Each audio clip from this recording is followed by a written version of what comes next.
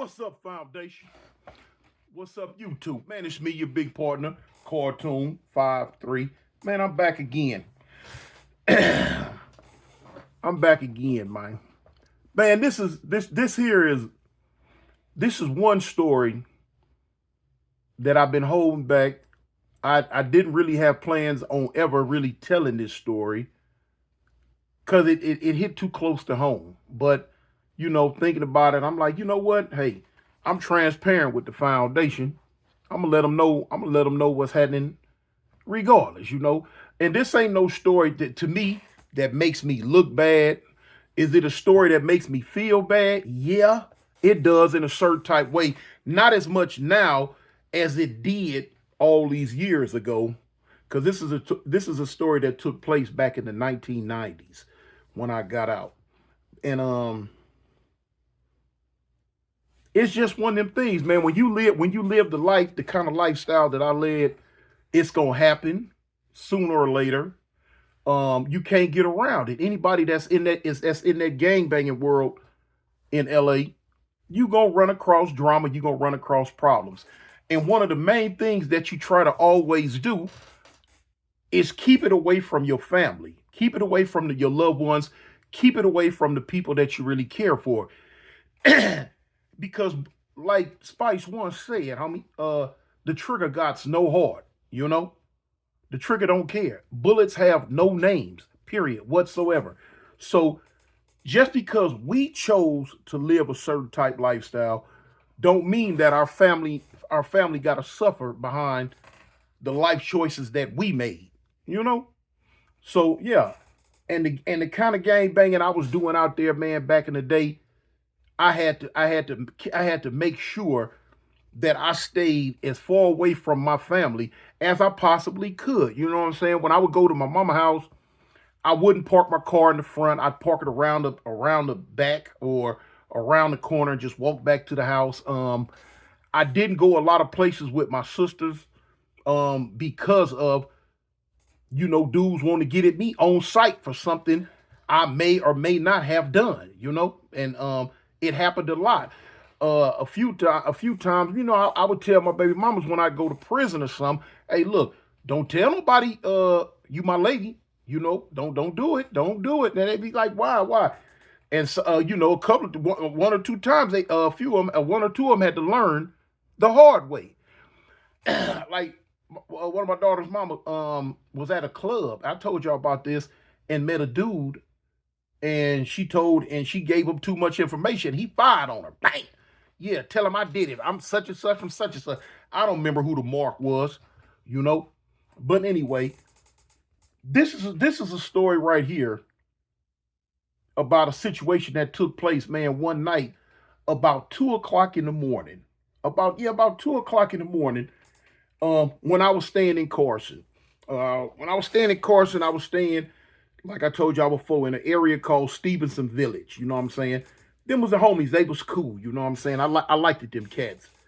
Um, and when I would come home, I would kick it with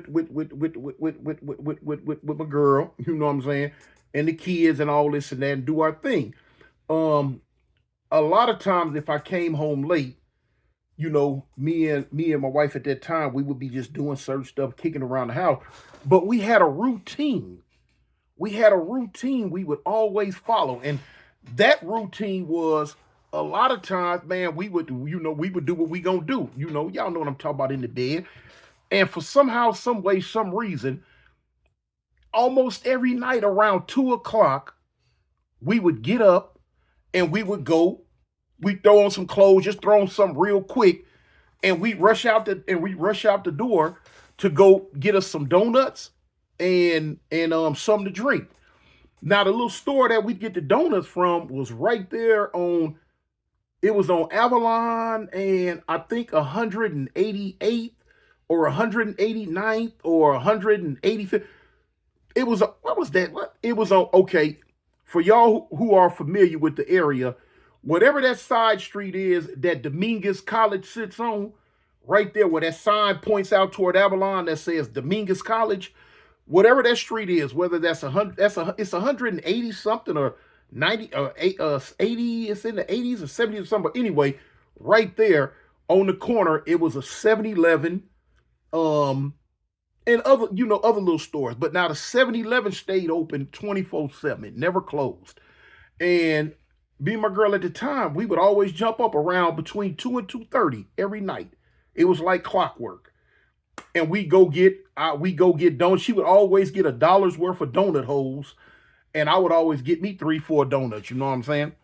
And get us something to drink, whatever we was gonna drink, and take it on back to the house and chill out to the next day. And I'd go ahead and take her to work. Um, this one certain night, I came home, and it's a trip because I seen my life changing even way back then. When I was real young, I ran the streets 24/7 and didn't care nothing about coming home to no woman. I didn't care nothing about trying to make it home. I just, hey, I'm in the park 24/7 or whatever I'm doing, running around South Central, doing whatever I'm doing. But now, when I got out this last time in '96, what I had started doing was coming home by 9 o'clock. The transformation in my life and in my lifestyle was starting back then. I was becoming the man that I would eventually become.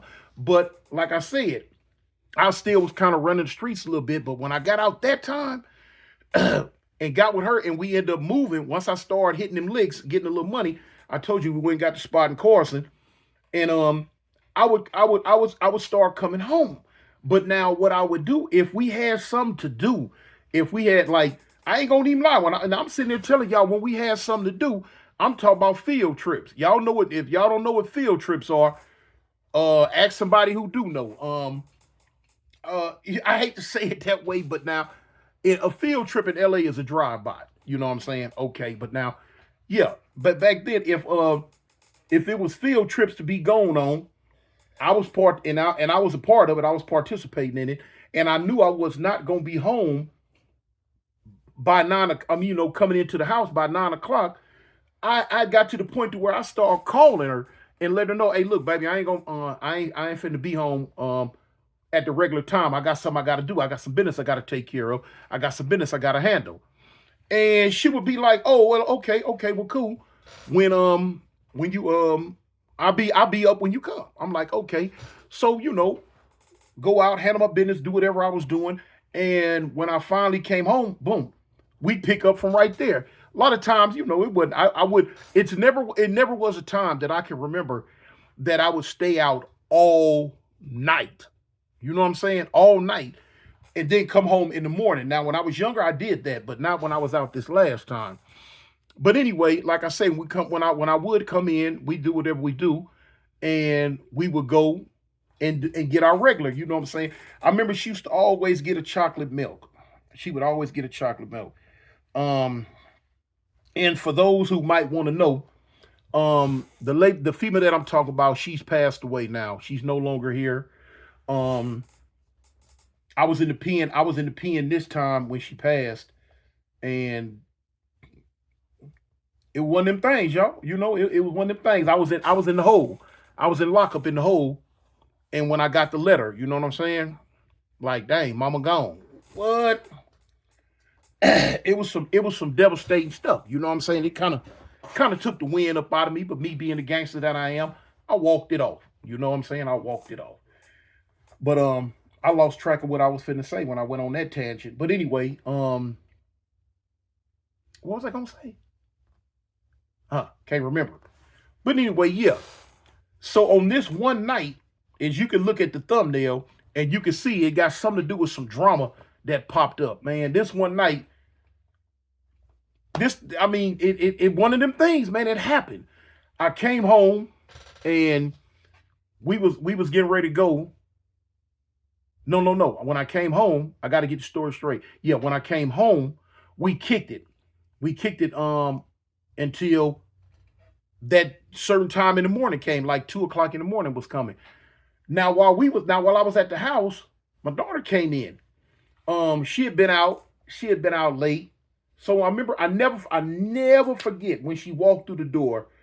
It was about 10 o'clock when she walked in, And I remember her mom was like, see, look, I told you, the little girl don't want to listen. She want to do this. She want to do that. She want to do this. She want to do that.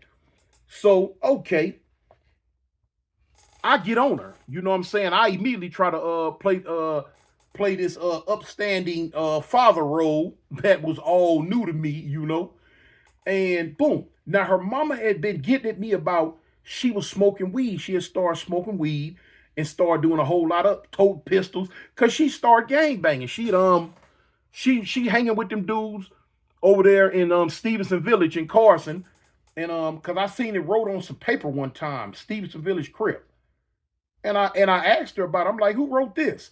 She like, oh man, you know me. Now before then, prior to that, she was trying to claim Front Street Watts because her mama was from Front Street Watts.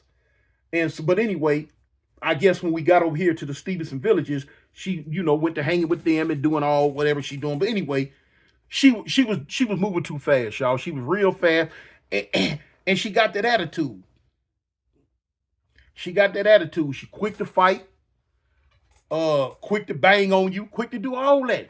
And she had started smoking weed. Her mama told me about it, so I never forget. I remember hitting her up about it. I'm like, hey, look, check this out. What's up with you smoking this weed and doing all this and that? Oh man, you know. I'm like, hold on, now I don't know. You know what I'm saying? You smoking weed, you toting pistols, and man, what's going on? You know, now I could go down. Now that's a whole nother story for itself. I can go down. I can go down that street on what that conversation was about. But to be honest with you, to keep it 100, she shut me down because we started going back and forth, and she was like, she hit me with this one, y'all. She looked me in my face, and she told me, she said, "Daddy, look, you tripping on me for what you taught me." And I'm like, what? You tripping on me for what you taught me? Everything I do is what I seen you do. The way I act is the way I seen you act. The stuff that I'm doing and the stuff that I'm getting into is because I see you into it. You in and out of jail my whole life. And now here it is. You out. You know what I'm saying? You gang bang, you do this and that, you do this and that. You've always done this and this and this and that. And now because I picked it up and ran with it, you mad at me? And I just looked at that little girl, y'all. I looked at her. I'm like, dang. What could I say, man? What could I really say? You know what I'm saying? I'm the one who set that bad example and put it in her face. And now she done took to it. Now I wanna try to be Mr. Rogers' neighborhood. You know? No. Couldn't work like that, homie. I just throw my hands up and like, yeah, all right. She went on up the stairs, you know? So then